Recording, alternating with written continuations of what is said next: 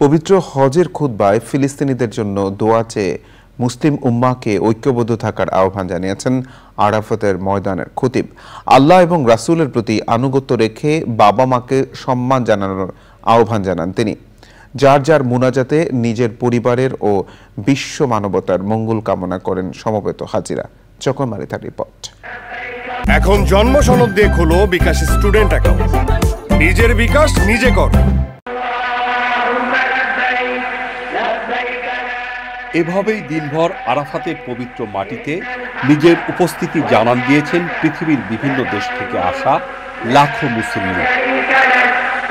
পবিত্র এই ভূমিতেই প্রথম মানব আদম আলাহি ওয়াসাল্লাম এবং হাওয়া আলাহি ওয়াসাল্লামের প্রথম দেখা হয়। এজন্য আরবি আরাফাত শব্দের অর্থ পরিচিতি।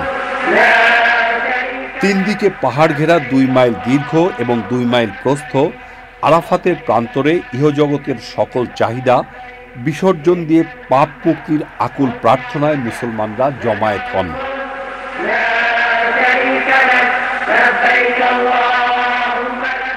আরাফাতের জাবালে রহমত বা রহমতের পাহাড়ের চূড়া, যেখানে আদম আলাহি ওয়াসাল্লাম ও বিবি হাওয়ার পরিচয় হয়েছিল, তার পাদদেশে দাঁড়িয়ে বিদায় হজে ভাষণ দিয়েছিলেন মহানবী হযরত মুহাম্মদ সাল্লাল্লাহু আলাইহি ওয়াসাল্লাম।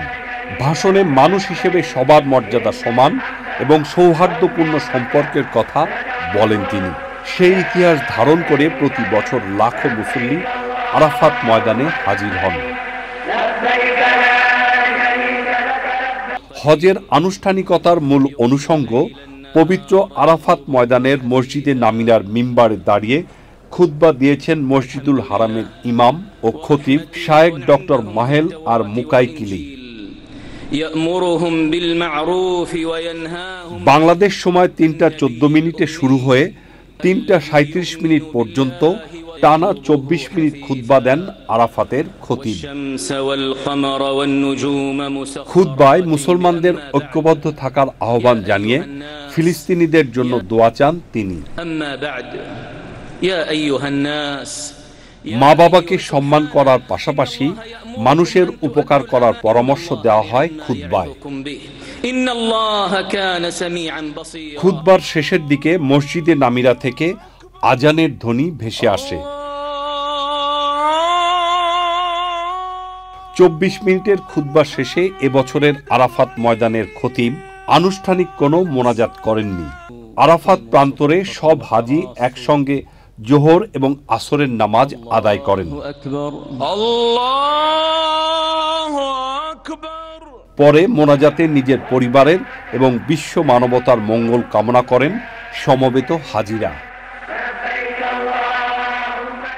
সূর্যাস্তের আগ পর্যন্ত এ ময়দানেই হাজিদের ইবাদত বন্দিগি চলবে। হজের নিয়ম অনুযায়ী সূর্যাস্তের সঙ্গে সঙ্গে হাজিরা পরবর্তী গন্তব্য 5 কিলোমিটার দূরে মুজদালিফার দিকে রওনা হবেন। মুজদালিফায় মাগরিব ও এশার নামাজ আদায় করে সেখানেই খোলা আকাশের নিচে রাত্রি যাপন করবেন আল্লাহর মেহমানরা। চকর মালিথা, চ্যানেল আই।